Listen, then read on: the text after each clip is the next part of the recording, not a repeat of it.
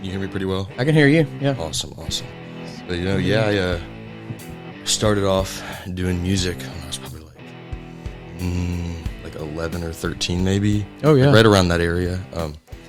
My parents got divorced, and then so I moved in with my mom. And she had a laptop, but she was always gone working. So I would get on there, and I just like kind of got into production because I liked like electronic music. So I was like, I want to make that.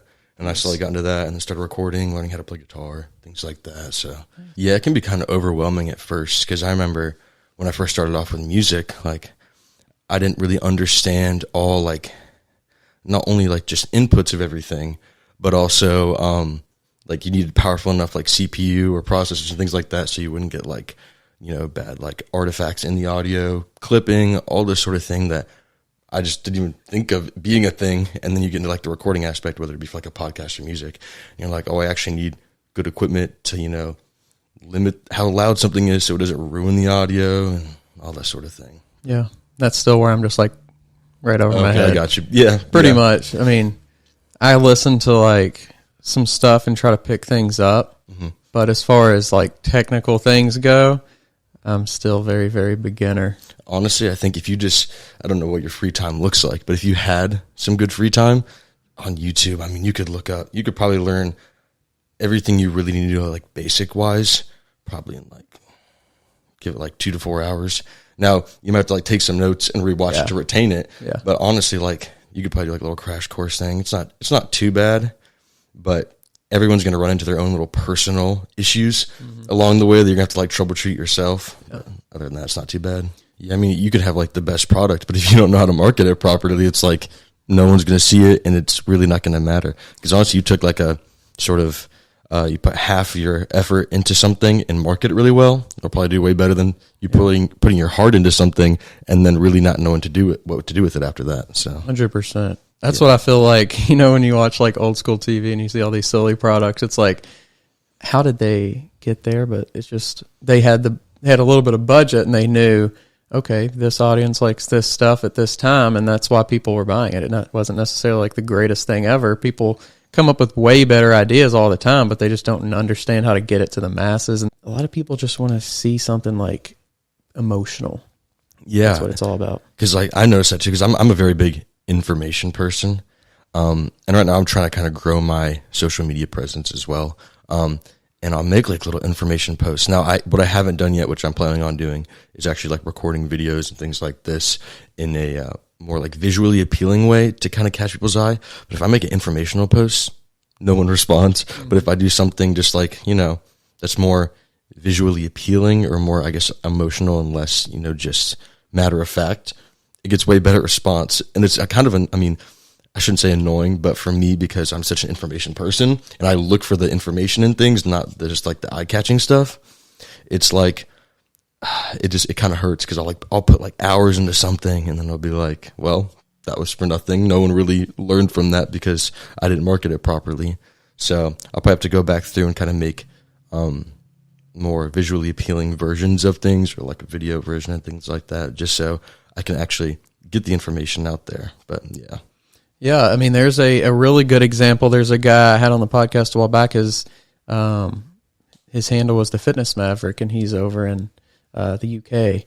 But he has a lot of really great information that he does videos on. He has, the captions look great, the video looks great, the sound's great, but it's not like anything necessarily like quote special that me and you couldn't do. But if we do it in just like here's tips on how to do this exercise kind of way, we're not getting, several 100,000 followers like that. It's just knowing, like you said, knowing how to almost, wrap up that information and present it to somebody in a certain way. It's not the information, it's how it's presented. For sure. And especially because like, then you got to get into like appealing to each individual niche.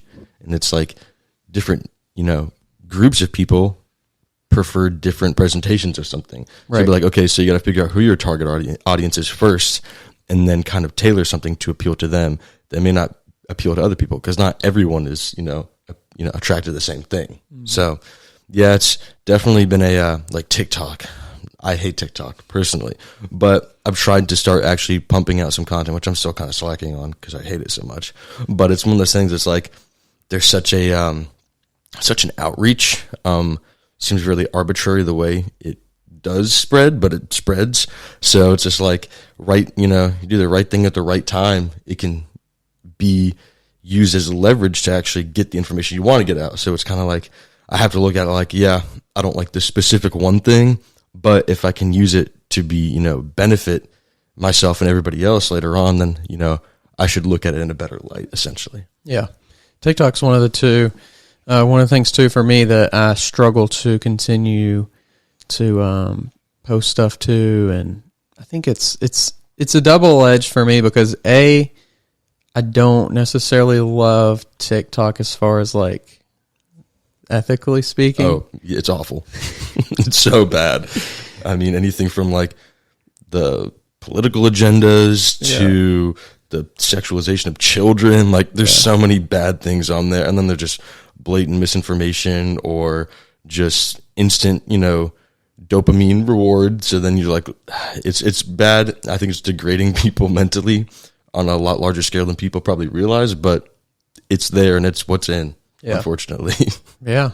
They have definitely figured it out from whatever angle humans want to both post and receive that information, I guess. And I think a big reason why it became as big as it did is I don't know if the statistics still stands per se because it's even grown since then organically, but earlier on when they were trying to get started, they had, I think it was something like near half, if not more than half of people who interact with your posts were actually bots, fake accounts. So they would essentially inflate the attention you were getting, so you would think you're getting more attention than you are, and they would use that so you'd promote more content, or you'd make more content for them to just kind of grow their platform because they're giving you fake attention, and people like the attention. So that's interesting. Yeah, I never heard that. Oh yeah, it's pretty wild. I remember, it was probably a little over a year ago, probably like a year or two ago, when I was looking at the statistics of like the amount of bots there are versus actual humans on there, and it was pretty like 1-to-1 ratio. It was wild. I was like, oh my goodness, it's insane. Wow. For me, I like the other platforms better, just from like a management and interaction. I feel like it's more. Well, for one, I don't think TikTok has like a schedule feature yet. I could be wrong on that. I don't think so either, to be honest. So when you're mass creating content, it's kind of inconvenient to go in every day and be like, oh, I got to post this, this time. Whether, on Facebook or, even like Facebook, what they call it, the Meta business account thing. Like you can double, if you connect your accounts, you can post one time. Oh yeah. For Facebook and Instagram. It's really nice, really easy to do. YouTube, you can schedule in advance, with your shorts. It's just, I feel like a little bit more convenient. But I think TikTok's more about like capture it on our device or on our app, use our cameras and our filter and all that. I think that's more maybe what they're about. Yeah, I think there's a lot of reasons why I don't care for it versus other platforms.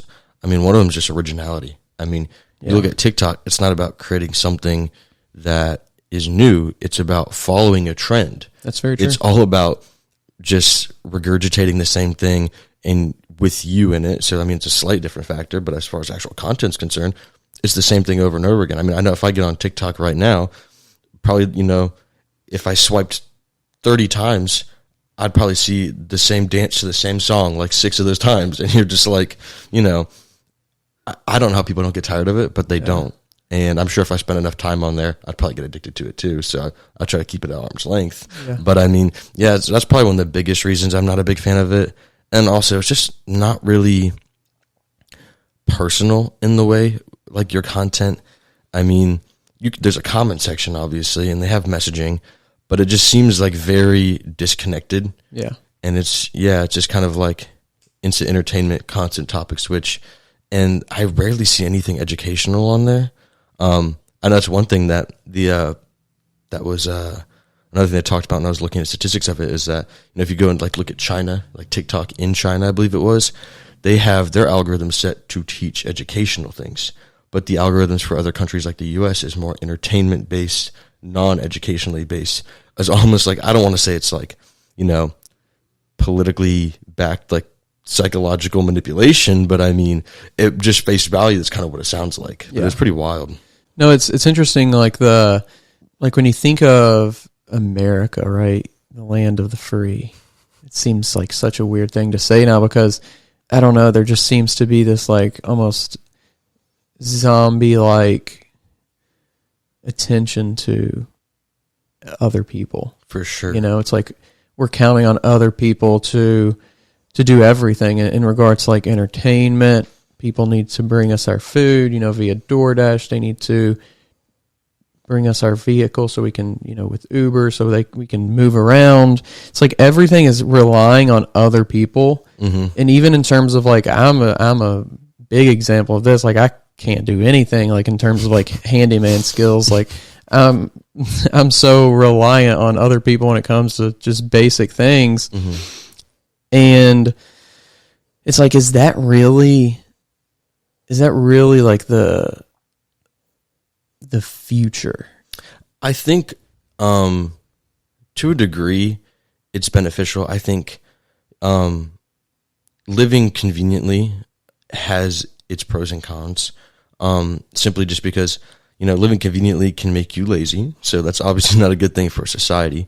But, you know, the want of convenience is what drives innovation. So I mean, to a degree it's stimulating an increase of products in the market, maybe increase in innovation, whether it be like medical, anything like that. There are benefits to it, as well as, I mean, if you look back at societies all throughout time, I mean, you really see like the Enlightenment period, for example. You really see civilization advance at a much faster rate because you don't have everyone doing everything.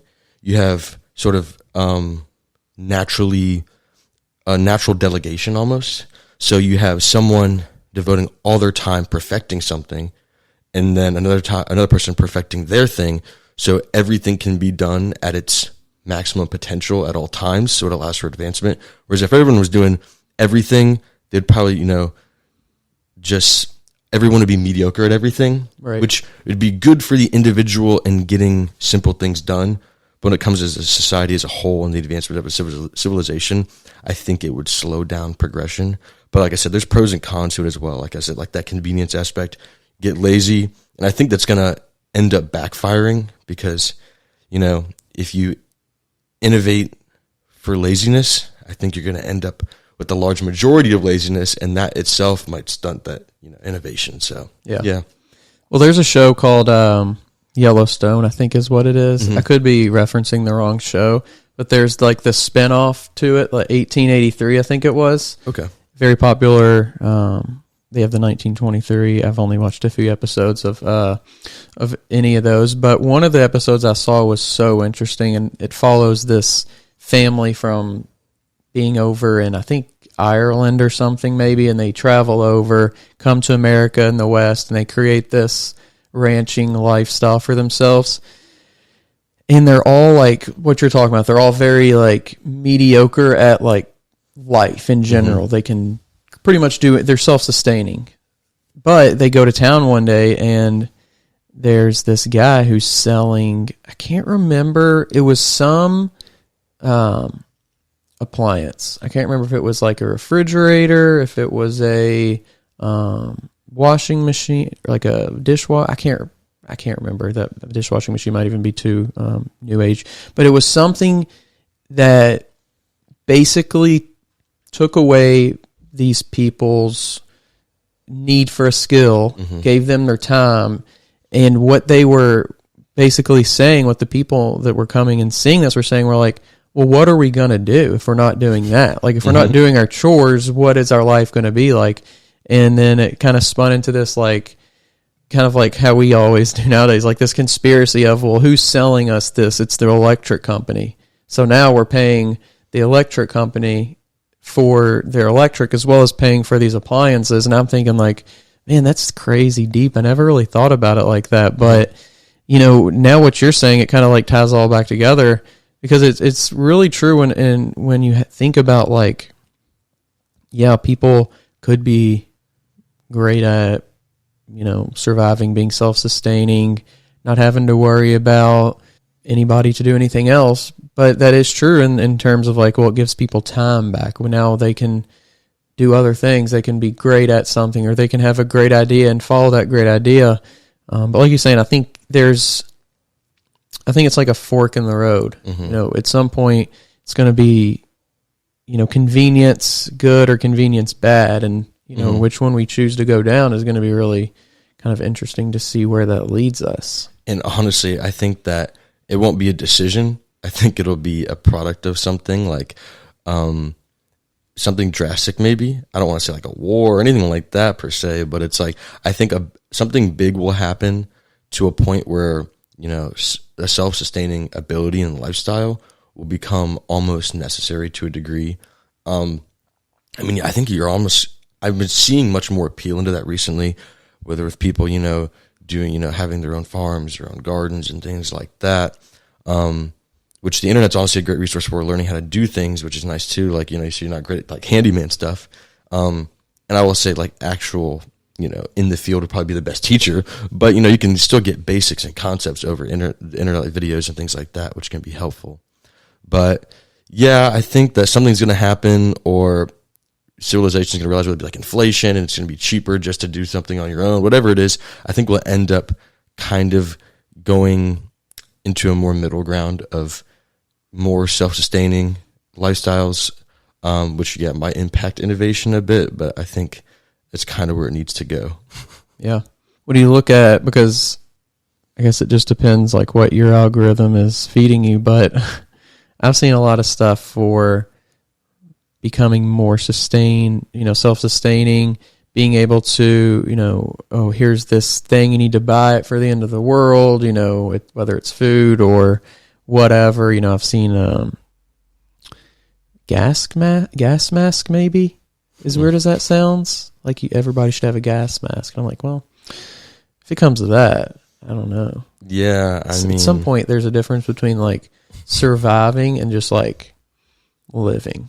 Yeah, I think I think surviving in those conditions almost seems arbitrary. Right. It's like let's drag this out as long as I can, which maybe human instinct will kick in, and that will be my goal. But like from my perspective right now, it's like if things are that bad, I'm like I don't know if I want to be here for that. Yeah, right. Yeah, for sure. It's an interesting. There's both sides that are screaming at like this is the best, this is the great, this is the way we should be going. Stop fighting it. And then there's the other side that's like completely the opposite. It's like, oh, this is the end of the world. This is the worst thing. We need to go back to this. And I'm like, there's got to be like you said, like a middle ground. There has to be like there has to be a plateau, and just like riding it for a while.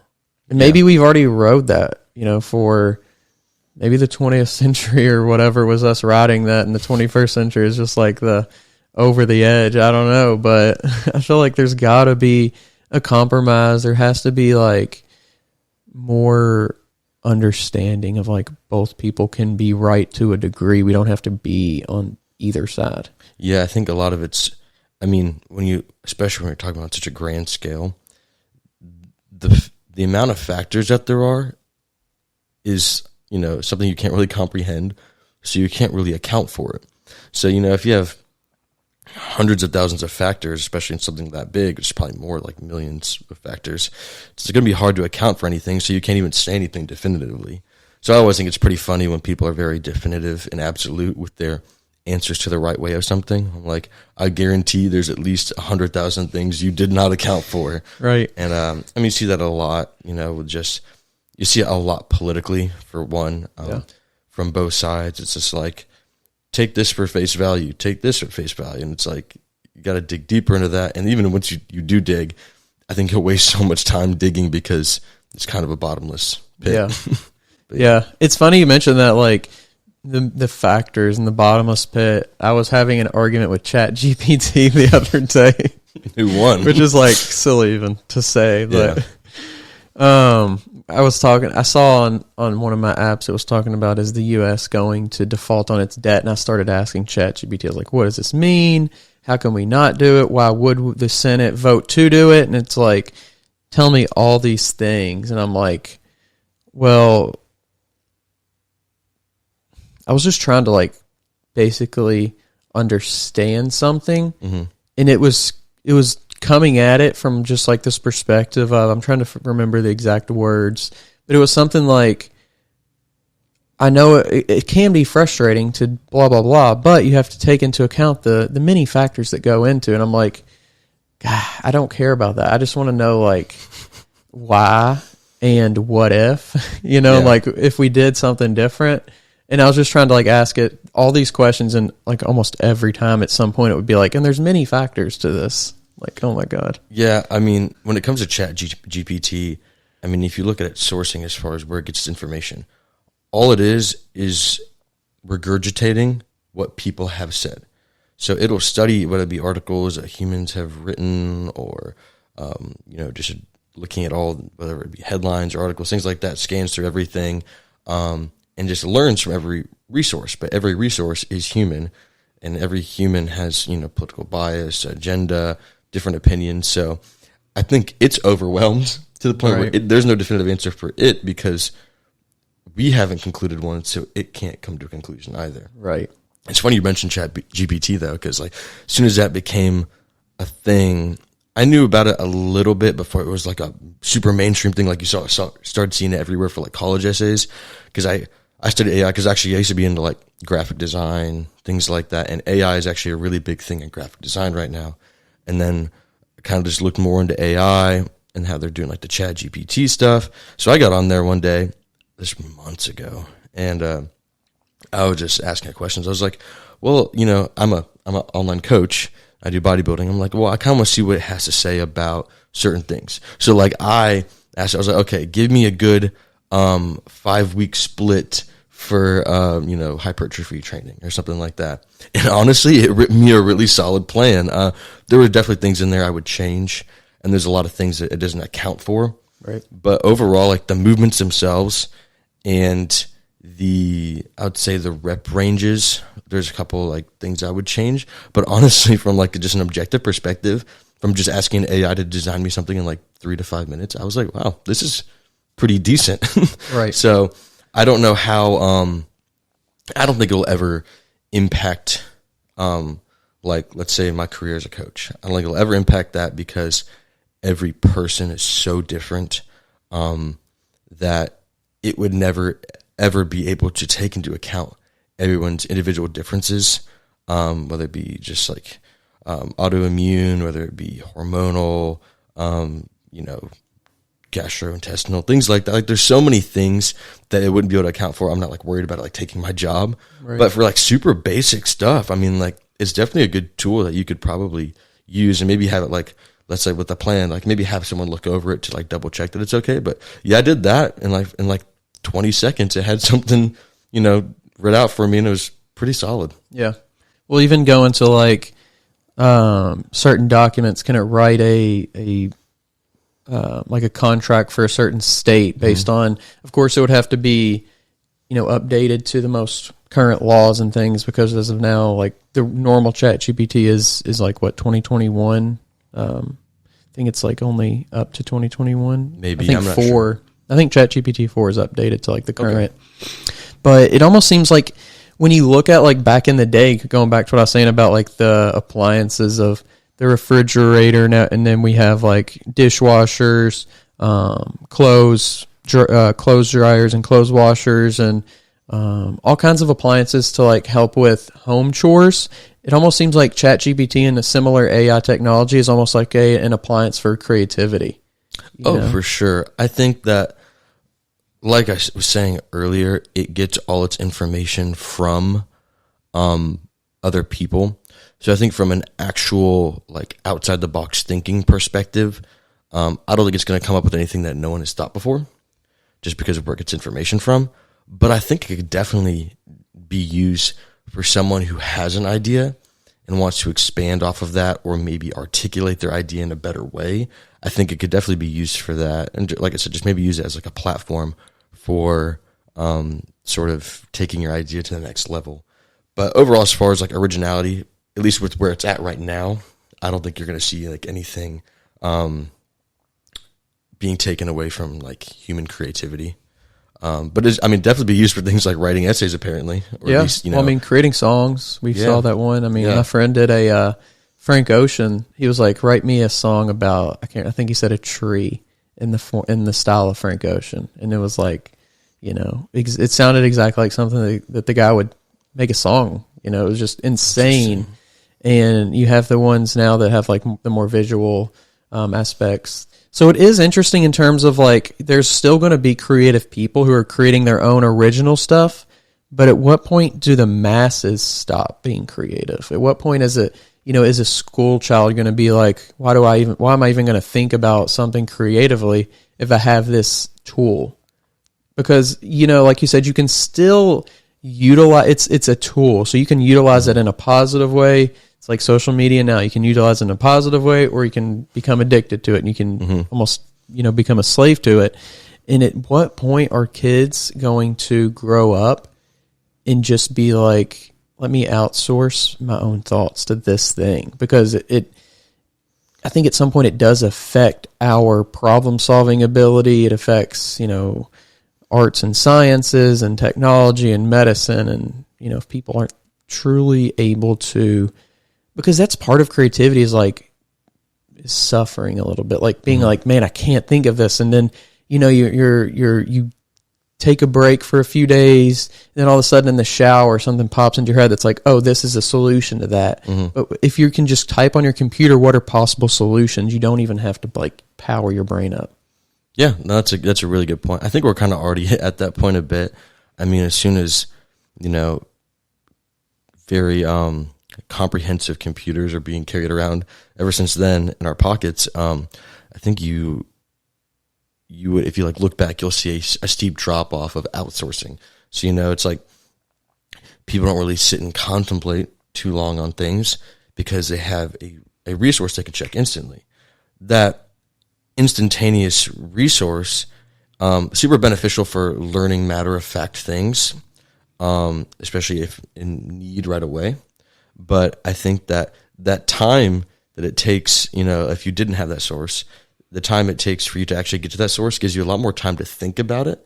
So I think that would, at the very least, you know, if you didn't have that resource, it would give you a lot more time to think more creatively about it and come up with a solution on your own, or just think about it in a different way.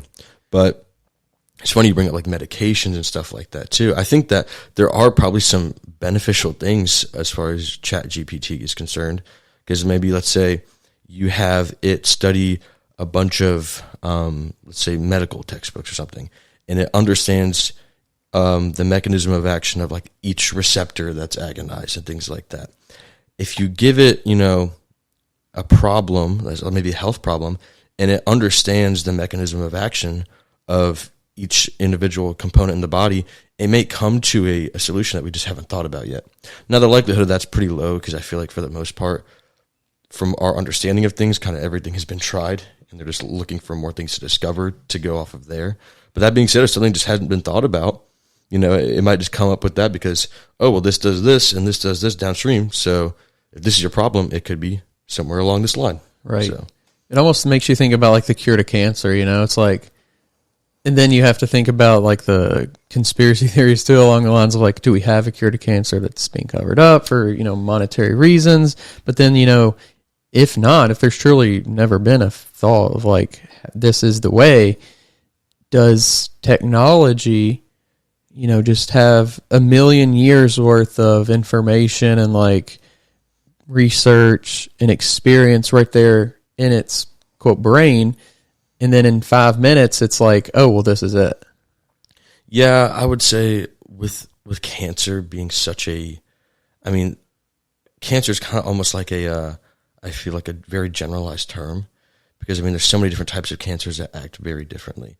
I mean, the way you would halt breast cancer is completely different the way you maybe would halt like testicular cancer or different types of cancers. And, you know, it's not just like, oh, here's a cancer right here. It's like, well, the reason that's caused maybe breast cancer because of the high estrogen flowing through or something like that. Whereas you know it's cancer somewhere else, it could be because of a different reason. So it's like, because there's so many different causes of cancer, I don't think there will ever be a single cure. Obviously, you have things like radiation therapy, that you can target the destruction of cells. So if you're able to target the destruction of those cancer cells, it can be helpful with that. But that's just killing the cells directly. But there's not really I feel like a cure seems kind of out of reach just because of the nature of cancer and what it is. I think what's interesting, not to go off into a far land of technology, but I think the what are they called? The micro robot things that Nanobots? Nanobots, okay. Yeah. If there's nanobots that you could put into the bloodstream, and fix a cell or, spot, this cell's going out of whack here. It's creating this, tumor. I think that'd be kind of a potential future, maybe futuristic, who knows how long. Yeah, I think with that, though, you still wouldn't be solving the issue of what's causing the cancer. You could kill the cancer itself, but, let's say, we were talking about breast cancer, it's let's say there's breast cancer, and you send in your little nanobots to go in there and assassinate the cancer. If you don't address the cause of it, whether it be that flow of estrogen, possibly, it's just going to come right back. So I think that, killing existing cancer and then solving the actual issue would kind of be your cure to cancer, because you can't really have one without the other. Well, yeah, that's true. It would be cool, though, if, I'm wearing a Whoop right now. Many people wear those. They have Apple Watches. A Whoop? Mm-hmm. It's basically like a health monitor. Okay. So it's like an Apple Watch, but it has no functionality for text messages. Or it doesn't have that kind of, it's just a health monitor. I think it's kind of like mine's a Fitbit. It's one of the cheap ones because I'm really frugal. Are you looking for a supplement company that can help take your fitness game to the next level? Look no further than All Sport Pharmaceuticals. Their cutting-edge supplements are scientifically formulated to give you the edge you need in the gym and in life. Whether you're looking to build muscle, increase endurance, or boost recovery time, All Sport Pharmaceuticals has you covered. And with a wide range of products designed for people of all levels, you're sure to find the perfect supplement for your needs. So why wait? Give your body the support it deserves with All Sport Pharmaceuticals. Visit their website today to learn more and start achieving your fitness goals. It's pretty much the same, pretty much the same idea. But if you almost, instead of wearing this, if you, could invest in those nanobots to catch those things before it was monitoring what are your estrogen levels, how can we increase or decrease those if necessary, what is your testosterone, what is, do you have too much plastic in your body, if we can figure that out some way, and they're just flowing throughout your bloodstream, they take, a couple minutes in this area, then they're flowing down here, whatever that may look like. It would be almost interesting to see what that would be if they could then either tell us, hey, these are some things that are out of whack, or if they could even just go into your brain, into your, hormone control centers, into your spinal cord and fix things. I mean, that's even crazier, but that almost seems better. I mean, it's definitely better than what we have now as far as this, but it's more of a how we can use that as a baseline for what's to come. Yeah, I think you make a really good point there, because I do see that happening pretty soon. I mean, you have glucometers that you can wear on you, which isn't necessarily a robot in your bloodstream, but I mean, it's a sensor, and it will live feed your level of glucose to whatever device you have, so you can monitor it at all times. It'll beep if anything goes off. I think that as testing becomes more advanced, I think you'll start seeing those come, or at least become more of a possibility in the future. Having things that can, let's say you have, they're able to design a sensor that can test all your biomarkers. Whether it be your estradiol, your, testosterone, progesterone, prolactin, DHA, or DHC, DHEA, pregnenolone, glucose, everything. If they could have an all-encompassing one, that'd be awesome. And then you're talking about signaling hormone production in the brain. I know Neuralink is the Elon Musk's device in the brain. I don't really know. I mean, there's a lot of issues, let's say, with hormone production where you're not getting maybe there's just not proper stimulation of the hypothalamus or the pituitary or something like that. And if they're able to stimulate production through a device like that, that'd be pretty awesome too. So I think that might be something we see in the future. And I think that actually may be kind of the future, or at least a part of the future of health advancement in like science, because that wouldn't be like an advancement in fixing the issue, but if you can address the issue early on or catch it immediately, then your outcome could be much better. From what we can already do, it's pretty impressive. For sure. Pretty cool. I mean, you told someone, I mean, I know the original way they would check for diabetes, like when they first became a thing, was they would literally taste the sweetness of urine. So, I mean, we're already, we have little monitors that tell us on our phone now the exact number. So we've already came a long way in the past few hundred years, and you don't have to taste pee anymore, which is even better. So, yeah. Unfortunate for those people who have maybe had that. I'm more worried about the guy who figured it out. Right. What was he doing? Yeah. He was like, you taste better than the rest. This is the originator of Kool-Aid. He said, I need some more of this. He was not a fan of the artificial sweetener. Oh, heck no. He likes his cane sugar. All natural. Yeah. But it's interesting, tying it back to like health and fitness and actually the last about 2 weeks now, out of nowhere. I mean, I've never been one to deal with health issues, and I started out having some stomach pain. I was like, oh, this is kind of weird. And then the next week I end up in the hospital with apparently pancreatitis and but it's interesting because, now that we have more control over like what we can see, and like I can see myself almost like with my Whoop metrics, like, oh, well, things do look kind of a little bit weird.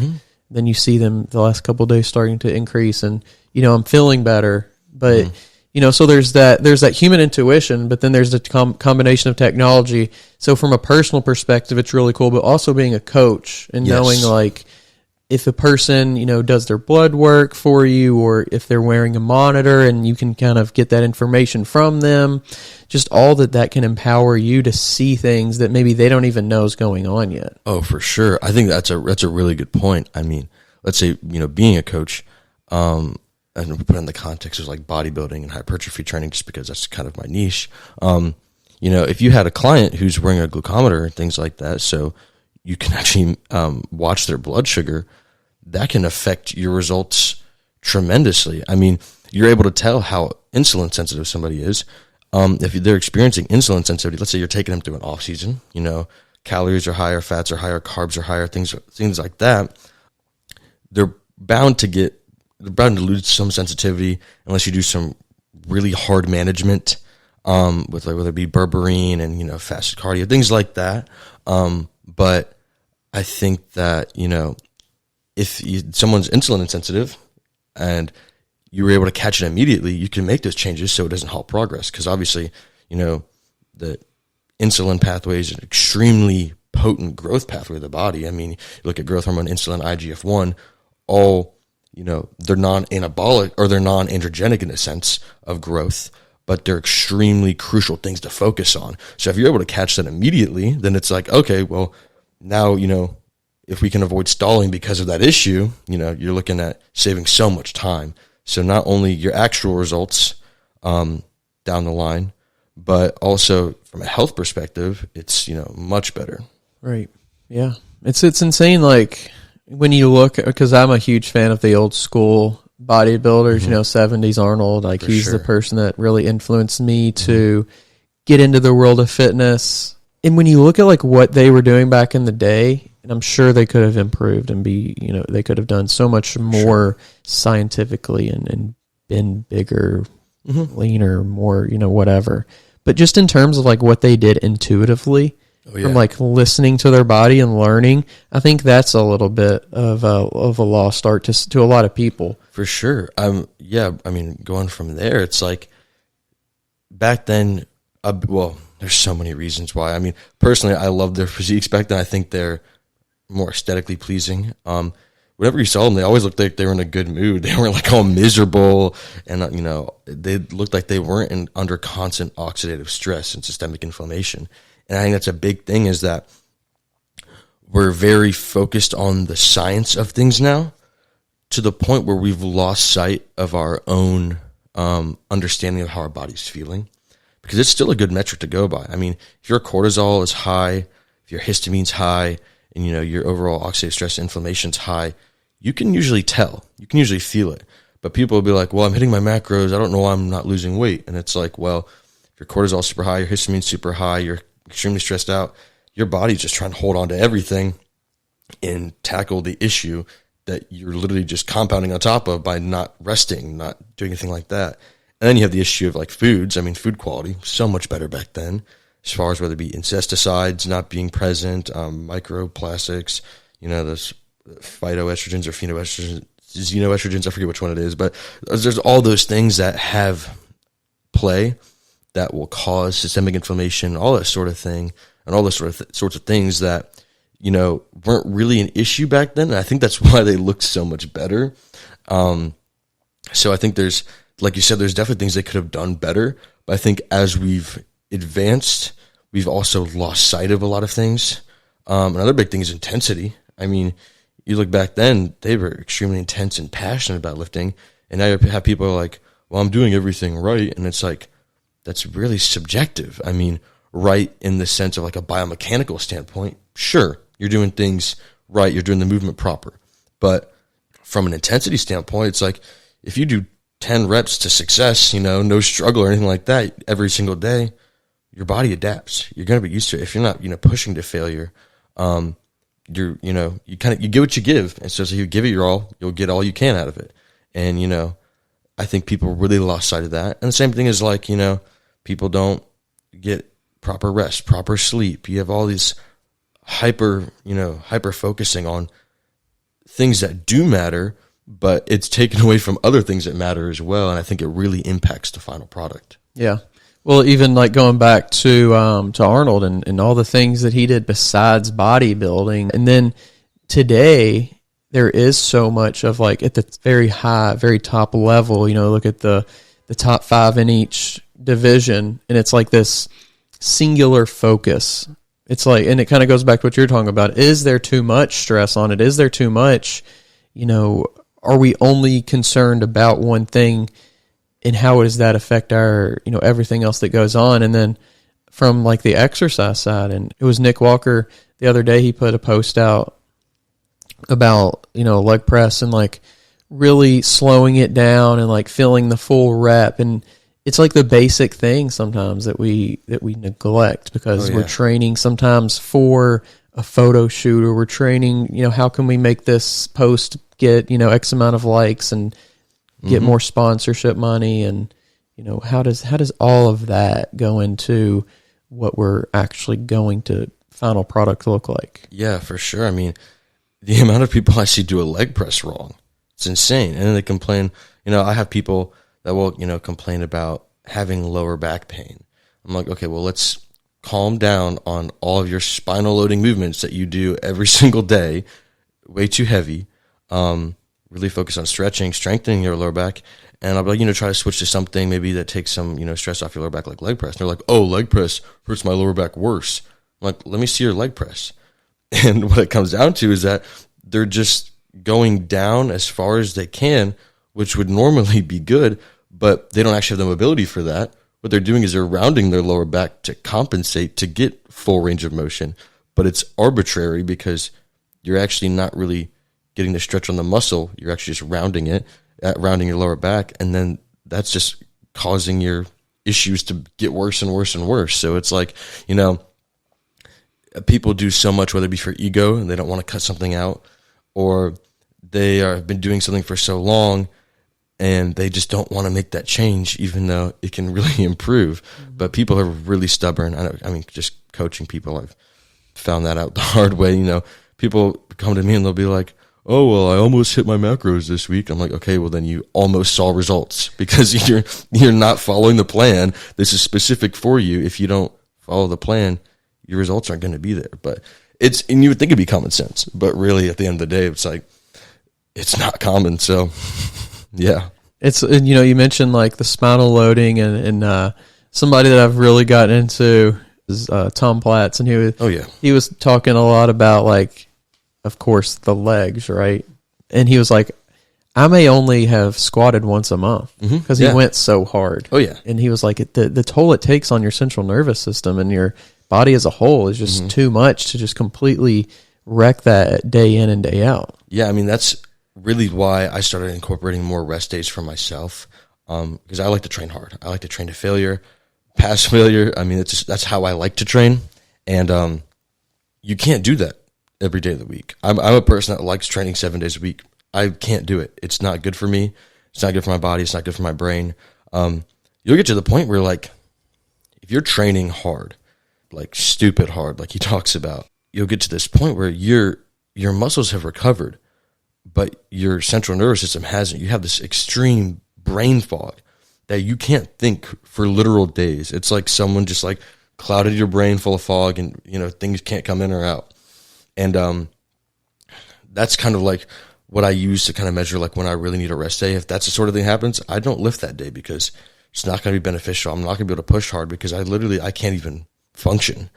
Which I will say, there's been a lot of really good advancement in the sort of science aspect of fitness. I mean, you have lots of different things now to really increase your threshold of fatigue, specifically like on your nervous system. I mean, things like that brain fog per se, things like CMAX, cerebral lysin, anything that really stimulates like brain-derived neurotrophic factor, things that like, what is it, TRKB receptor agonist, whatever it is, those can all be used to stimulate that neurogenesis and can kind of get you that clarity, or at least, if you've been doing it for a while, just really increase that threshold so you can push harder and more frequently. But even then, like if you're getting to that point, you need to chill out a little bit. And I feel like you have all these kids. That's another big thing I see is all these stimmed out kids. They're like, I don't know why I'm not making progress. I'm like, you literally come into the gym at 3 a.m. on 500 milligrams of caffeine. Your nutrition's garbage. You try to go to sleep right after, and even though you fall asleep, you're still in the sympathetic nervous state where your body isn't actually resting really. And you're not going to see progress. Your cortisol is going to be through the roof, and you actually might even lose muscle because of it.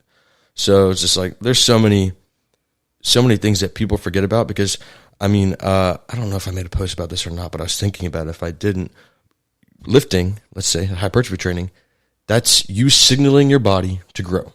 It's providing a new environment that your body needs to adapt to. Recovery is where it actually grows. That's your body's response to that new environment.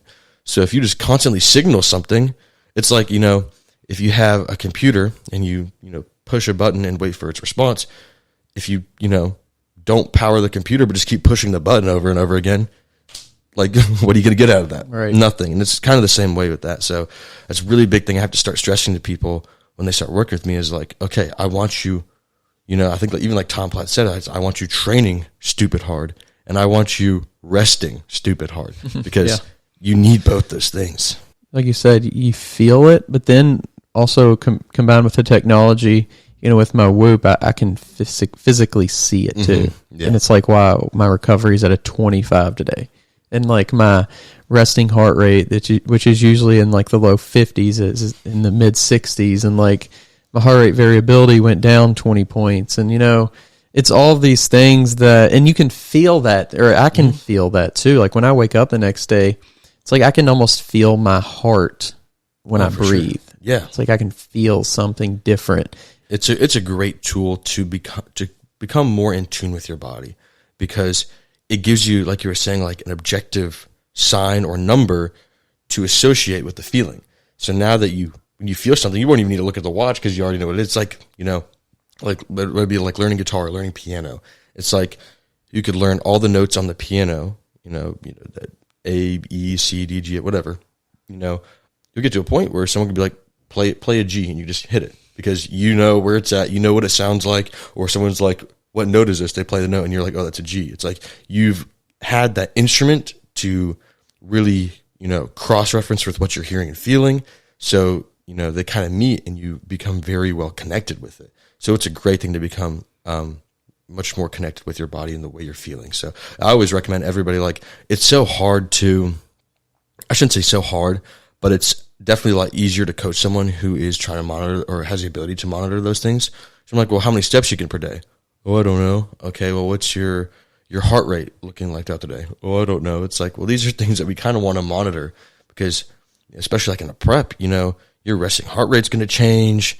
The amount of steps you're going to get is going to change. It's going to be a really good sort of metric to go by to see what your NEAT is looking like. All these things are going to play a role in the outcome. It's like, I really want you being able to monitor this just so you can relay this information to me so I know where to go from. But yeah.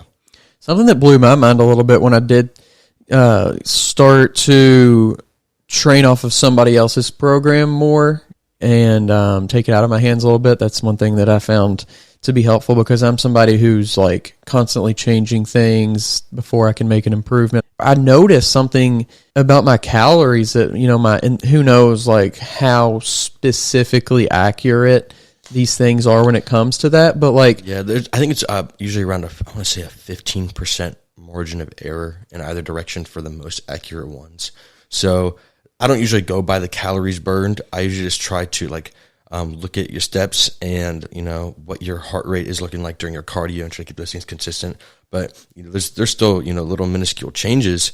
Throughout the day, you'll probably range burning from like 50 to 100 calories different just every day, just by default from anything. Right. So, but something that I noticed was like the difference between a training and a non-training day was actually not as much as I thought it would be. Exactly. Even though I knew like in my head, I know these things from having that degree in exercise science and like the background of that information, but seeing it was like, oh wow, I'm only burning maybe like a few, maybe at the most several hundred calories more, and it's just not that big of a difference. Oh yeah, it's like if your workouts are burning like 400 to 500 more calories than your rest days, you're either working out for like 4 or 5 hours intense, or your calorie counter is just wrong. Because, really, if you get on a treadmill and you do specific cardio, like this is literally to get my heart rate up, and I'm doing this for an extended period of time nonstop, but you do like 30 minutes, you're like, okay, I burned like 100, 150 calories, like that. It's like your training sessions aren't that intense. Like, yeah, while you're lifting, you're straining, but you do a lot more rests, your heart rate comes down, all these things that, if you really think about it, if you're only lifting for like an hour to an hour and a half, you're probably really not burning as many calories as you think. Now, I will say there's changes that should be made to your plan, just like whether it be like carbohydrate intake, things like that, which are going to have influence. If you don't need these carbs, you're not going to be burning these carbs in your training session, then obviously you're not going to need them in your diet, just spiking your blood sugar and staying there and causing whatever issues that possibly could. But yeah, as far as actual caloric output, they're pretty similar. Yeah, it's insane. I think what people don't take into account is they see maybe like if they're tracking their workout, they see like, oh, I burned 400 calories. But what they don't take into account is, well, if in that hour, how many calories would you have burned anyway? And then you take the difference, and it's really not that big of a difference. Yeah. The only thing I would say is you might see a much more dramatic difference if instead of lifting that day, you just sat on the couch. Okay. That's one thing where I could see. But if you occupy your time that you were going to be lifting with either walking or doing something, cleaning up at the house, or whatever it is, you're probably going to see some very similar use of calories as far as numbers are concerned. But yeah, and that's one thing that kind of surprised me, especially going into prep. Like you said, you kind of already knew it, but I always thought that I would kind of be the exception. Like, oh, people don't train as hard as I do. And I did. And I was like, oh no, there really just isn't that much of a difference. How can we shift our metabolism is the big difference, I think, when it comes to like how can we shape our bodies. Oh, for sure. I think, a big thing there, a lot of people, you'll see a lot of women, especially because they eat so low calories, they end up very micronutrient deficient. And I'm like, your hormones are going to be manufactured by these nutrients you're putting in your body. Where do you think, let's say, if we're trying to regulate your caloric expenditure, thyroid hormone, let's say, TSH, T4, T3, these are all have to be manufactured in the body. If you're not getting an adequate selenium and iodine, what your body needs to manufacture these hormones, you're not going to be, getting what you need to burn this weight. So especially you see like women going into prep, their calories will get really low. Their food choices will become super simple and super micronutrient deficient, and they start stalling progress. And they're like, I don't know why. It's like, because you're no longer giving your body what it needs to manufacture the hormones to actually burn these calories properly. And you have all the things too, like, nonstop low calories. It's going to put your body under more stress because it's not going to be adequately recovering. Your cortisol is going to go through the roof.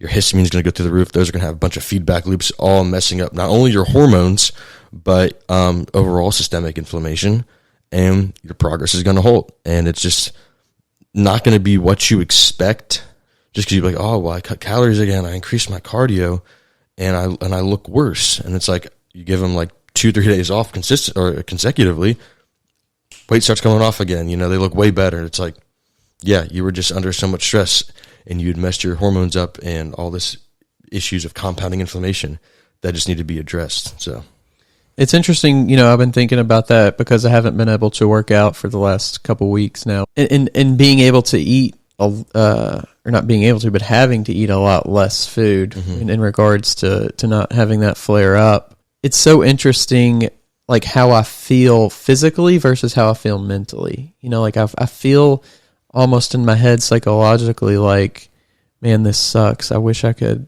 get in the gym, make more progress. I wish I could continue eating the way I was eating.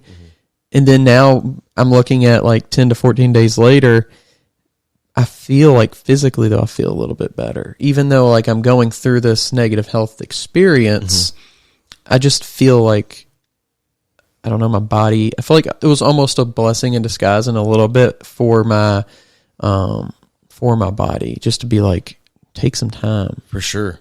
I think that's, that's happened to me so many times. I'll get like, I'll have someone like, I just recently had a pec tear, a little minor pec tear right at the start of prep. And, it's not really flaring. It's not really an issue for me right now. It's healed pretty well. But it was one of those things that like I got it and I was like, I might have to pull out of the show. I can't train chest. My chest is already a weak point. It was like, what am I going to do? No, I still wish I was able to train chest, but there's still a silver lining in the fact that, well, because I couldn't train chest, that was some, less stress on my body, you know, training that day and things like that. So I get like an extra rest day. And I think I benefited from it pretty well. I mean, I compare it to my last prep, which looking back, I would change everything I did because I coached myself through, you know, this entirety, all of last show and up through this show and everything like that too. And it's like looking back, I was like, oh, I definitely would do that differently because I did not take near enough rest my last prep. And I think my mental state really showed it. Because I remember, like, where I am now versus last year in prep, my conditioning was worse, but I felt way worse. And now my conditioning is better than it was then, you know, equally out from a show. And it's like, I feel so much better. My energy's there to a degree. I mean, you obviously still feel like crap no matter what, but it's definitely much better than what it was. So, yeah, like you said, there's a lot of these things you will think will be, you know, causing regression almost, but then you look back and you'll be like, that might have been actually a good thing because I got this new perspective and it might be something that I already thought of, but I never incorporated out of fear, and that forced me to incorporate it, and now I actually have a better understanding of how beneficial it really is, so now I can incorporate it. This podcast is sponsored by Smoking Gun Coffee, a veteran-owned coffee company that strives to give back to those in need. Don't forget to use code TWR10 for a 10% discount at checkout. Looking for a supplement company that's as serious about your fitness goals as you are? All Sport Pharmaceuticals is here to help. Their top-of-the-line supplements are designed to help you get the most out of every workout with ingredients that have been scientifically proven to enhance performance and recovery. Whether you're a seasoned athlete or just starting out on your fitness journey, All Sport Pharmaceuticals has the perfect supplements to help you achieve your goals. Plus, with their commitment to quality and safety, you can trust that you're getting a product that's both effective and reliable. So what are you waiting for? Take your fitness game to the next level with All Sport Pharmaceuticals. Visit the website today to learn more. Yeah. And it's interesting too, and you know, I'm a big fan of the NBA and you have the playoffs going on right now, and I'm thinking when I'm watching these games and they play a fairly rigorous schedule. I mean, 82 games over several months. So it's not like they're not playing their fair share, but you know, you get into the playoffs, you know, you definitely play not back to back, but you might have one day rest in between, and with a playoff game, you're giving it a lot of energy. So and this is something I've never really thought about until this year, but like I would just wonder, like, to what degree are they on the team, you know, the staff and the doctors and medical staff, things like that, are they utilizing the information that we think about from a bodybuilding perspective, you know, from the hormones, from the, you know, are they doing their blood work on a regular basis? How much is nutrition being a factor and a forced factor? Because, I mean, you have certain players who probably think a lot more about that side of things, but some players who probably don't really think about it or don't care about it. You know, I just wonder when I'm watching those games, to what degree could the performance be even better if some of these bodybuilding tactics and strategies were implemented in NBA, NFL, NHL, you know, MLB, things like that? Yeah, I mean, it's interesting you bring that up, because that's kind of what got me into bodybuilding, because I've always been a science guy, way before I ever got into like fitness or anything. And I got into fitness because I obviously wanted to improve my composition. I was like 12, 13. I noticed I was getting like skinny fat, and I kind of was like, thought it would kind of go away. It was just an awkward stage. And then by like 14, I still wasn't looking the way I wanted to. So that's why I made those changes. But I've always been a science guy, and bodybuilding has kind of become, well, it hasn't become, but I realized that it's kind of like the merge of science and, ethic, like work ethic. And, so not only do I get to push myself, set goals, become more disciplined, things like that, achieve, like tangible goals. But I also get to not only learn a lot from it, but, experiment in a way that's, very, increase my understanding to become more applicable, to other people and myself. So it's really cool. And that's kind of what got me into it. And it's funny you bring that up, because it's like, understanding how bodybuilders, we are always looking at ways to sort of biohack. We are looking at ways how we can really optimize our lives so we can push as hard as possible, get the most out of it, and not let us pushing as hard as possible cause us to not make progress. So you can obviously see these NBA players. I mean, they're working extremely hard. They're not only are they giving so much energy and effort into each game, but they're flying on planes constantly. Yeah. And I mean, you talk to basically anyone, especially bodybuilders. Oh, your peak was messed up. Why do you think that was? Well, it was that flight here, all the stress of flying and going through the airport and getting on the plane and going through customs, all that sort of thing. Being on a plane, messing up your sleep schedule, layovers. It's like all these things impact not only appearance, but performance significantly. So, if it's something that they kind of accounted for better, I think you would definitely see an improvement. And then like you were talking about, I don't really know how many players are very in tune with their health. I'm sure they pay people to monitor it for them, but you can have someone monitor something and tell you to do something. That doesn't mean you're going to do it. Right. I mean, I doubt you have players making sure they're getting all their vitamin C in, their vitamin D, their vitamin E, all their micronutrients in, getting adequate sleep, not having alcohol, big thing. Right. Dennis Rodman, like thinking about him, like imagine all the stress he put his body through. Oh, yeah. But he still went out there. Like, it's just amazing when you think about the athletes back in the day who really didn't know much. And, even before strength conditioning became big, how like good they were, how dominant they could have, like they were, but thinking about what they could have added on is just amazing. Yeah, it's like using your using, I guess, education and willpower and all these things as a leverage to really optimize your genetic potential. I think, you don't see enough of that. I think you see that from like an Olympic standpoint. I think Olympic athletes are kind of that sort of, they're kind of like the exception, because they're working with coaches, especially like these nation-funded coaches and things like that. Right. It's like their entire existence as the athletes are to listen to their coach, follow their coach, and do everything possible to be the best. So I think that's kind of where you're seeing the exception.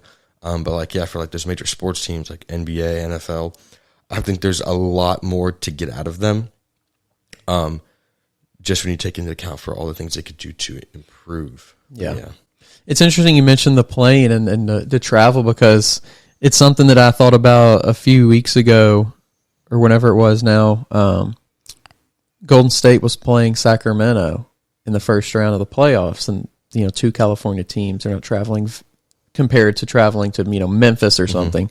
And then the second round, Golden State getting to play LA, who's also in California. So it's like, how much of that is going to increase their performance versus, Steph Curry having to fly to Memphis and then fly back to Golden State and then fly back to Memphis. Like, it's an interesting kind of concept when it comes to, I think the West certainly does have a little bit more probably of a disadvantage in those regards, unless that what happened to a team, because the East is kind of, for a lot of it, is so condensed. But it's interesting. I never really thought about it until this last playoff round, whenever I saw like, there's so many California teams and they're playing each other. Wonder what that's doing. Yeah, exactly. Yeah, I'm sure I mean, I don't know about you, but just my cognitive ability is significantly impaired when I fly. It's like you could put me on a 2-hour flight or a 14-hour flight.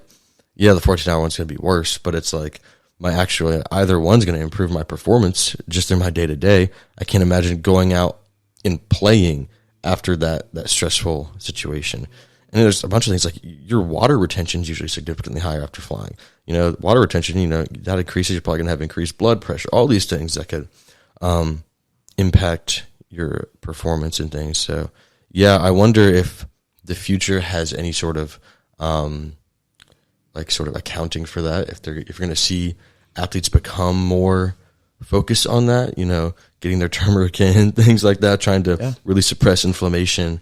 Because I definitely think that could be, if you take two genetically elite people, that could be that 1% they need to really get to that next level. Well, during the pandemic, they played at Disney in Florida, I think is where it was. They had like a tournament. Everybody stayed there versus everybody flying around. Oh, so I think that's a better idea anyway. It could be. But for the fans, fans, it sucks. For the money, it sucks. But for the athlete and the performance aspect, in the average Joe watching probably wouldn't even know the difference. But the quality, think how much money they're making on those games. They would never pass it up unless they could find a way to make it more profitable. But I guess like even with the Olympics, it's the same with that. Everybody stays in the same town, the same village. They have all the accommodations right there. Once they're there, they're there. It's kind of very similar to that. I didn't think about that. Yeah, for sure. And I mean, they're also much more strict on like drug testing and all this sort of thing. So, yeah, definitely something that they should consider at least in the future. Yeah, and as much as football is much more physical, obviously, I mean, you are playing a lot less games. I don't think you can compare it from like the standpoint of recovery and things like that. But it would be, I think, interesting to see like, okay, it's a first round matchup, a 1 versus 8. Do we need 7 games to figure this out? Could this be a 5-game series? And baseball went to that, I think, for the first round. They went to a 5-game series. Yeah, I'm not sure. Honestly, I'm not even a big sports person. I was never really into sports. Kind of upset my dad with that one, I'm pretty sure. I wasn't allowed to play sports growing up, but they're very into watching sports, and I was not about watching sports. So, but yeah, maybe later. Yeah, I think part of it for me is like, it's probably just pride. But just like the fans usually piss me off. It's tough. Because it really is. You'll see all these people just getting so proud over other people's accomplishments. Right. It's like, oh, my team beat yours. It's like, you did nothing. I did nothing. You just watched something happen. It's like, okay. It's so hard not to fall into, though. Oh, I'm sure. Hard. I'm sure. I mean, even like with politics, you'll see the same thing happen. It's almost like, they're very similar when it comes to like, team support and like party support. It's like almost like a 1-to-1 comparison. Yeah. So it's like, I'm sure you gave me enough time, I'd probably fall into the exact same thing that everybody else does because I'm human. It's so hard. It's so hard because even though you don't like do anything, you're investing like your time into like watching these games, getting to know the players. Yeah, personal connection, pretty much. Yeah. It's such of this like, I mean, even down to high school sports in a lot of communities. You know, small towns. I mean, going to the Friday night football game. Oh yeah, every high school has a rival. Yeah. When you think of, at least growing up where I did, I don't know about here and stuff, but yeah, for sure. You go to any high school, it's like, oh, it's the rival game tonight, and that's like everyone's crazy, and it's like, okay, yeah, it is so strange. And bodybuilding is almost completely the opposite because everybody's doing their own thing to a certain degree. I guess there can be some individuals you don't like, but usually that's for a reason. I think with bodybuilding, I think people get way too focused on it being a quote-unquote sport. Honestly, from like an objective standpoint, it seems much more like a pageant to me. There's definitely criteria, but there's also so much subjectivity. It's like you took a football game and you're like, yeah, the other team scored more points by the end of the game, but we liked the way the other team played better. That would never happen. They're not going to give the win to the person who lost, right? Because they played better. But like in bodybuilding, you see someone with better mass and better conditioning, but if their flow is kind of off and the other person's just good enough with their flow to overcome their weak points, they can win. So it's like, even though there's criteria in a point system, it's like, so much subjectivity that I don't like necessarily considering it a sport per se. It's not really objective enough to be a sport, but I'm sure that will piss some people off. So to you, is it about the lifestyle then? Is it just like, I'd really enjoy doing all of this, and at the end of the day, I'm going to compete, but it's more about the other 364 days? For me, there's so much I enjoy about it. I love the challenge. Is cool for sure. It's just one of those things. Like I said, I wasn't allowed to play sports growing up, so I never had that sort of discipline pushing myself. That I definitely felt like I was lacking. I didn't realize I was lacking it until I got into bodybuilding, and I kind of realized it. I was like, oh, so this is why other kids love playing sports growing up. That makes sense. So I like that aspect. Kind of like I also said, I love the sort of application of knowledge, because it's one thing to sit and read and learn, which I love doing, but it's another thing to be able to apply it and see direct outcomes from your applications. So that's really cool. But it's just, I think another big thing is just the mindset it puts me in. Just like everybody else, you go through big ups and big downs, and really, I mean, not that it should be a coping mechanism per se going into prep, but I think you get this mental clarity that even when things kind of go horribly wrong, you almost have this sort of induced relaxation because you're so focused on this one thing. It's like, oh no, this person died. Well, that's really unfortunate, but my day-to-day stays the same. It has to. Whereas, someone died, when you didn't have something to focus on, you'll see people get really bad depression, stay in bed all day, that sort of thing. So it can, in some areas it can be beneficial. Like I said, you shouldn't probably make it a coping mechanism. You should be able to do that anyway. But it's one way to stay out of those ruts, because I think most depression, most ruts, things like that really come from your own lack of purpose. Yeah. And I think that if you give yourself purpose, you find out what you love and give it your all and work on it. I think that you'll be too busy doing what you love and achieving your goals to really be focused on all the negative. And that's what I've noticed a big thing for me. I mean, I had things that I loved, but not to the degree that bodybuilding is. And I think that once I really started giving it my all, the severity of my depression and things like that in certain times and things really became much less than it had ever been. And that's kind of when I discovered, I was like, okay, well, I think, for me and probably most people, having this thing to give your all, focus on, and, find that purpose is just a phenomenal thing. 100%. I mean, it's almost hard to be around people who don't have something like that, and that they are constantly worried about what everybody else is doing, saying, thinking. It's just it's almost like annoying to the point to where you just get upset and you get angry at that person. And it's sad because you might have like a close personal relationship with that person. Oh yeah. I have a lot of people like that, to be honest. I shouldn't say close relationship, more like acquaintances. There's a couple close relationships, but I'm not trying to say I know what they should do with their life. But you see these people, instead of what they'll do is, like we're saying, focus on what other people are doing. And they're like, oh, my life is like this. I wish it was like this. And it's like, okay, well, what have you done to give yourself that purpose? What have you done to find that happiness? Because I'll be honest, if you have time to complain about others and to complain about your life not being a certain way, that's time wasted you're not giving to improve. So yeah, you'll be around these people who don't have that sort of that knowledge as far as what they want to do, and it can start being a little bit miserable, because you're just like, please stop complaining. Like, just find out what you love and go for it as much as you possibly can. But yeah, it definitely gets frustrating at times. I think a lot of people just get caught up in that mindset, and they dig a hole that they really can't get out of emotionally.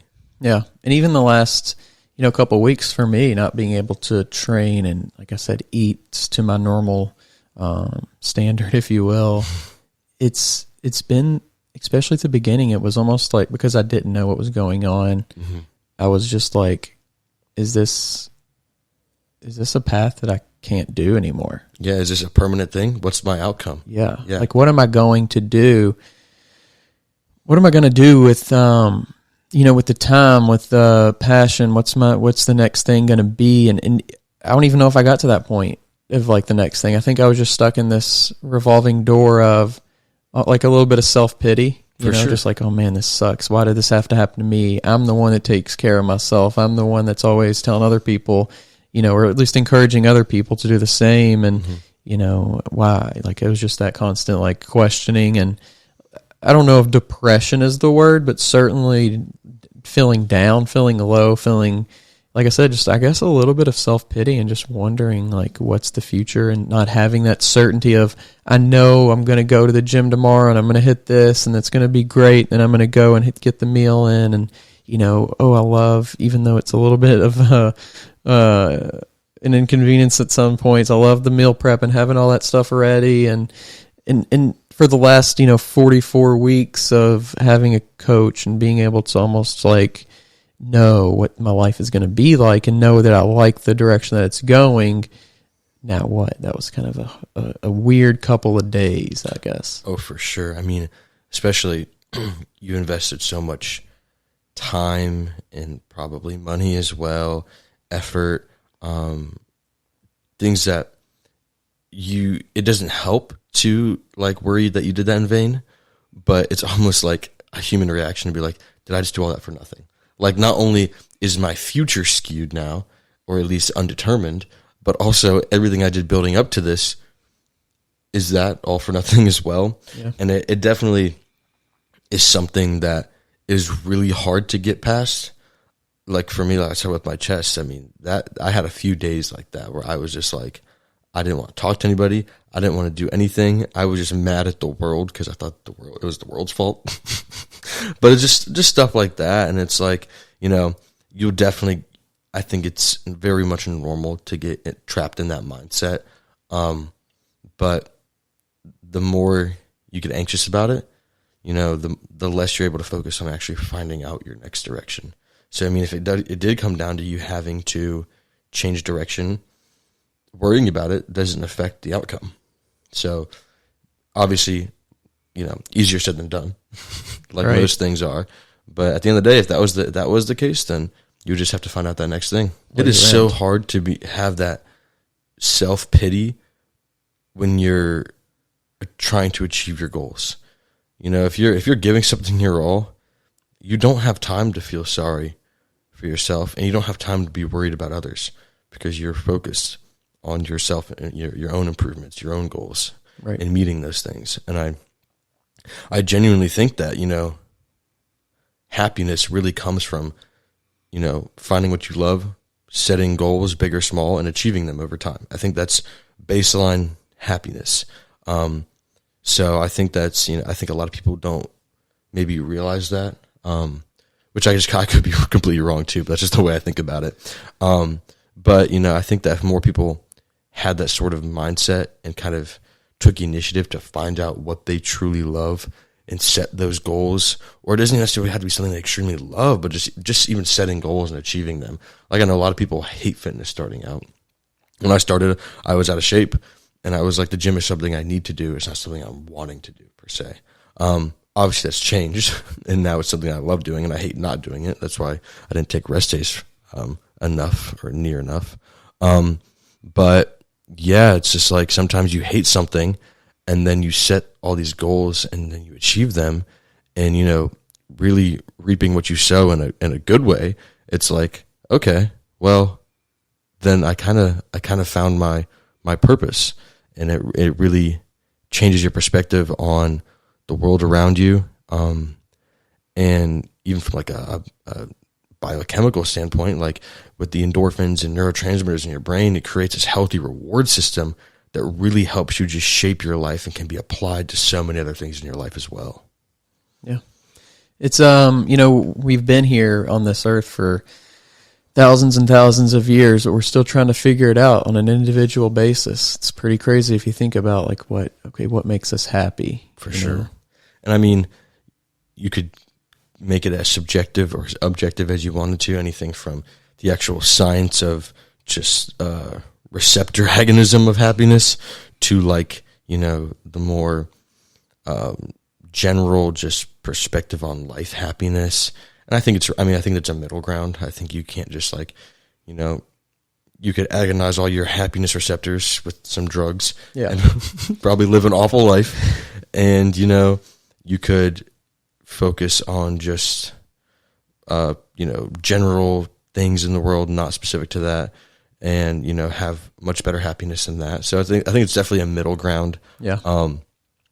But yeah, like you said, we don't know. We don't know. I think it's very, like we were talking about earlier, it's like everyone's so much different that, you could have this generalized view and understanding of human psychology.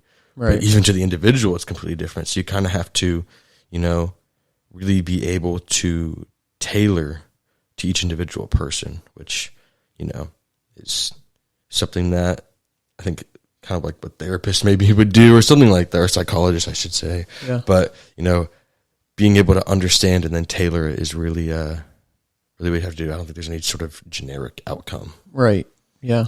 We're all, let's just say 99% the same, but what changes is our life experience, where we grew up, when we grew up, what technology was like when we were growing up. And it's so weird, growing up, that's like such a big part of what shapes us. To me, that's so fascinating. Like, oh, for sure. Oh, this person had this situation in their childhood. Now they're constantly chasing this thing. Yeah. And there's that sort of psychological effect, but then you also have the physical effect, like the epigenetic effect. I don't know how familiar you are with like epigenetics, but it's literally the study of how things in your environment, in your life, like your actions essentially, and what you've gone through, and what like previous ancestors have gone through that are actually skewing your sort of like biological profile, I guess, the way genes are expressed and transcripted. So it's like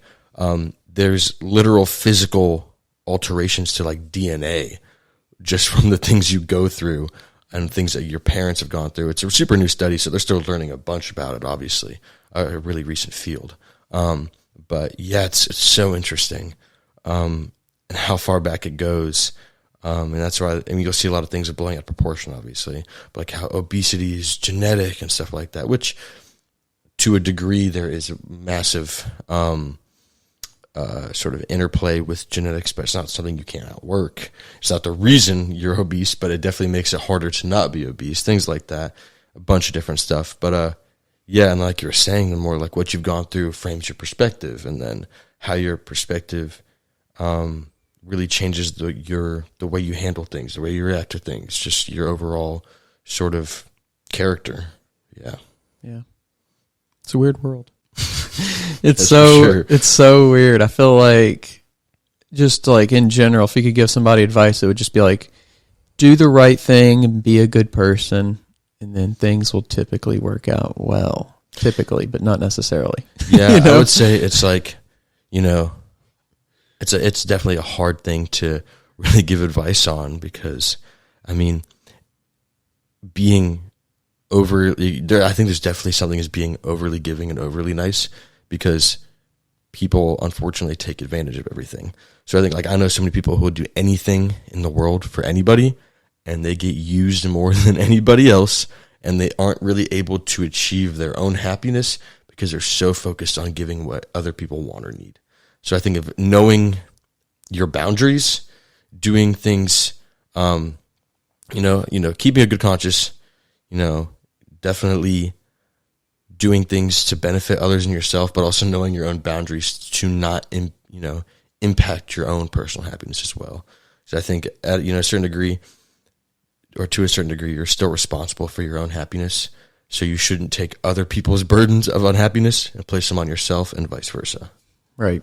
Yeah, there's a really interesting quote I heard from somebody on their podcast, and they were talking about America being the land of opportunity and not the land of promise. And I think that's just life in general, you know? For sure.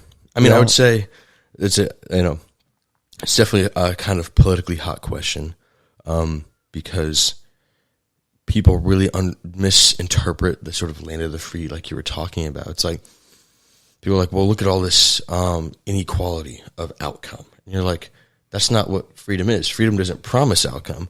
You know, if you look at from an actual statistical perspective, we have the most income mobility. If you look at all the metrics that add up to showing opportunity, America has the highest for opportunity and income mobility. So, and that's when you start out like at a low position and your ability to get to a really high position, essentially, is how mobile our economic structure is.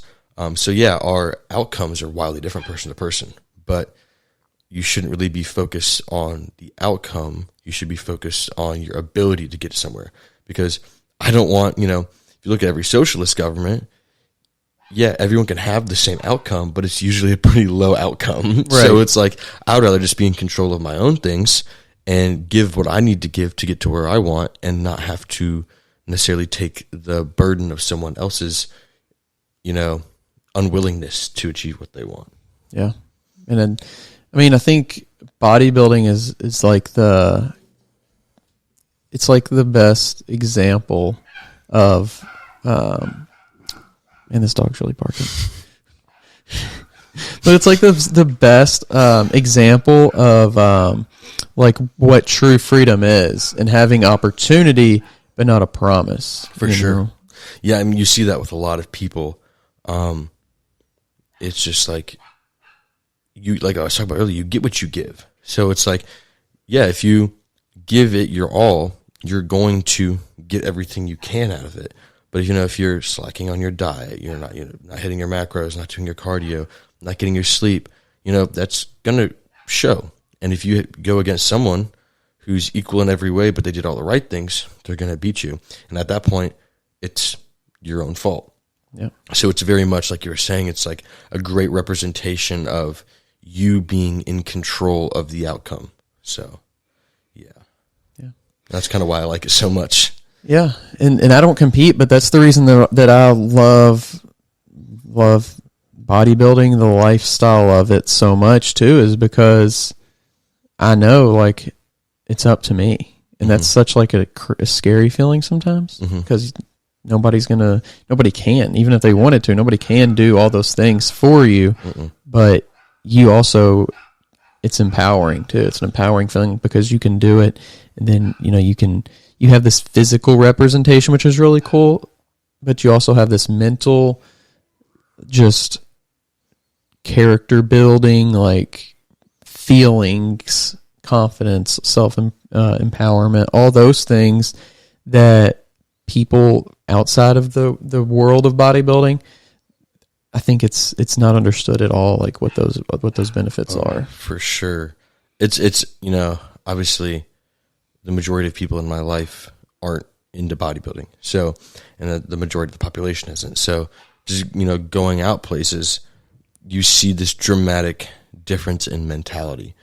You talk to people and they're like, oh, you don't eat this, and this. I'm like, well, not right now. And they're like, well, why not? I'm like, because it affects my goals. It's like, yeah, I think that instant rush of dopamine from taking a bite of that cinnamon roll would feel phenomenal for sure, but it will last like 2 seconds and I'll just be wanting more. Whereas me achieving my goal is far more beneficial, and far more rewarding, and a lasting reward. So it's like, would you rather feel really good about something that you did all the time, or do something that makes you feel good for a split second and then you're guilty about? Yeah. And, I think it's a really common sort of discrepancy between people in the fitness world, bodybuilders or whatever, versus just the general population. It's like this mentality over discipline, willpower. I mean, a lot of people are like, well, I just can't say no to cookies and things like that. And it's like, you're really going to let like this glass of water. I'm not going to let it tell me what to do. I'm not going to let it break down my psyche and like make me, drink it. Same thing goes for like a pack of Oreos. Like I don't want that telling me what to do. It's an inanimate object. It's not sentient. So it's a funny thing to think about that people let just little pieces of chemical potential energy dictate their life and their choices. And so it's funny, but it's what's common. And it's definitely a weird thing to be around. Yeah. In regards to like how that works from a human perspective is so interesting because it's not just because it's our senses, right? It's like what makes us feel good. And it can be from a taste perspective, it can be a visual perspective, and it can be auditory perspective, what people are telling us, what people, what we're hearing on social media. Oh, well, you're right. You're right for thinking this. They're stupid for thinking that, the opposite of you, getting stuck in the algorithm, what you're, literally hearing. Echo chambers. Yeah. Right. What you feel like the sensation of feeling can even become addictive. Like every sense can become this like negative, addictive, 100%. pathway or whatever you want to call it. But we also have the potential to utilize those same senses for good. And it's another way. It's another like, representation of how something can be used for good or for bad. And, we talked about, technology, social media, Chat GPT, and even our own human body can be used for good or for bad. For sure. Like you were saying, like anything like sort of habitual can be addictive. You'll see a lot of people, let's say like nicotine addiction is a big thing. A lot of people, when they're trying to stop, they'll literally just get non-nicotine based vapes because they have this sort of, hand-to-mouth interaction that's part of their addiction. So if they can keep one thing while taking out the other, it makes the transition easier. And there's just like the gym, for example, it's addictive for a lot of reasons, whether it be the dopamine and endorphin release. But even just for me, like just the habit, knowing what I'm doing today, knowing what's taking up this like 2-hour period of my day, that structure and that stability, that is so addicting to me.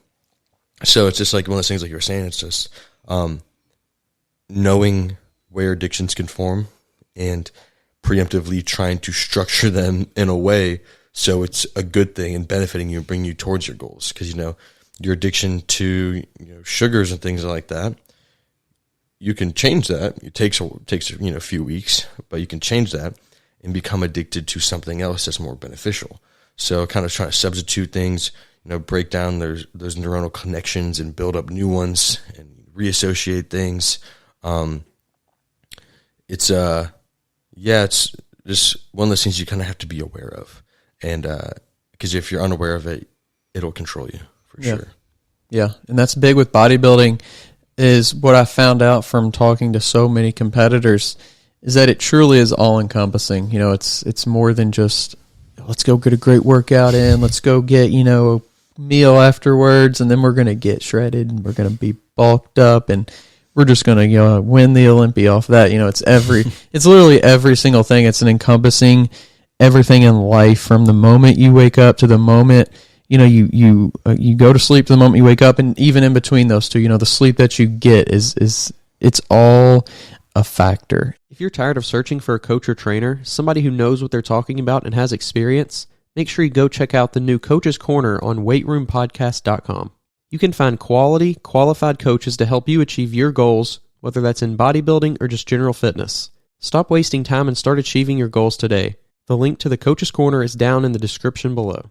Oh, for sure. It's like you could bring up anything, and I could be like, oh yeah, the way bodybuilding affects that for me is this, because like everything I do, every decision I make throughout the day, it's how is this helping me or taking away from me achieving my goal of being on stage. So like everything, it's like my buddies would be like, oh, like even last night he was like, oh, there's some food vendors. You don't have to eat anything, but we're gonna go out and walk downtown. And I was like, well, I kind of need to get up early to do fasted cardio. And I was thinking about it for a minute. I was like, well, I could just sleep in a little bit and have a little less time. And I was like, no, hold on. I was like, this is where I need to be in bed so I can get up early so I can do what I need to do. And I was like, yeah, that might be fun in my mind right now. And I'm sure it still would be fun. I'd probably enjoy it. But at the end of the day, my main goal still is sort of trumping that instant, want to do that one thing. So yeah, it definitely affects every decision I make, from when I eat something, what I eat, what I do, when I sleep, when I wake up, even like what gym I go to. It's like that can play a huge role. It's like, oh, if I'm training this day and this next day, I'll just pick out which gym I'm going to each day for each muscle group, because of certain things they have. My whole week is like scheduled to a degree, at least roughly. So I kind of like the lack of room for sort of things being up in the air, just because it keeps me focused. Because I know if I have an open schedule, so many obstacles that are disguised as fun things will come out of nowhere, and me not thinking, I'll probably be like, oh yeah, let's do that. And I'll be like 2 hours into it, I'll be like, crap, I need to have already ate 2 meals by now, but I haven't, because I've been out. It's just stuff like that. So it's bizarre. It's really, to me, I'm trying to think of other things that are comparable, and it's just, there's not, if there's something out there, there's not many things out there that are comparable. Even if you look at other sports that are people's professions and livelihoods, like, it's just, to me, they don't compare in regards to the all-encompassing nature of it. Yeah, I think I would agree with that. I'm a little biased, of course. I mean, like, as far as like working on something, putting your all into it, and presentation wise, I mean, I think like building a house or something like that, building something that you sink not only your creativity into, but all your time into, and, account financially for, everything like that. Like maybe like building a house or a building or something like that. But I mean, yeah, from my perspective, I can't really think of anything directly comparable. Yeah. And that's probably subconsciously why I love it so much, is because it has so much interaction with everything. And I kind of like having that one thing to live for that changes the way I view everything else. It's kind of realizing that now. Yeah, it's very unique. For sure. But man, it was really good getting to chat with you today. I appreciate you coming on the podcast. Oh, I love this. I could talk about this for hours. So. Yeah, same here. It was a great conversation, and I think what people forget is what we just kind of talked about at the end here, is like a podcast about fitness and bodybuilding. We could talk X's and O's, we could talk about hormones and things like that, but I think what's more interesting is like how people do it, why people do it, how it interacts with their lives. I think getting to know people who do it, I think that's more interesting. Because you look at the outcome of things, at the end of the day, I mean, yeah, hormones, all this scientific stuff plays a really big role, but it's like character of a person really, really influences the outcome. You see an amazing athlete up on stage who's really just like the standout, their work ethic and their mentality and their character are probably a huge reason why that's where they're at. I mean, they always talk about it, it's kind of cringy, but the champion mentality. I mean, it's a real thing to a degree, If someone, you can really tell the difference between a person who's lazy with it, has something, but is focused on a bunch of other things, and then one person who this is their life. You can really tell the difference between them, and just having those little sort of intricate differences between people, whether it be like their upbringing, what they're passionate about, just what they believe, everything like that has a huge role. So it's definitely a cool thing, because like you said, you'll hear a lot of people talk about just the science or something, and there's so much more that goes into it. So yeah, for sure. Like I said, it was really good getting to chat with you. I appreciate you coming in. Thank you very much.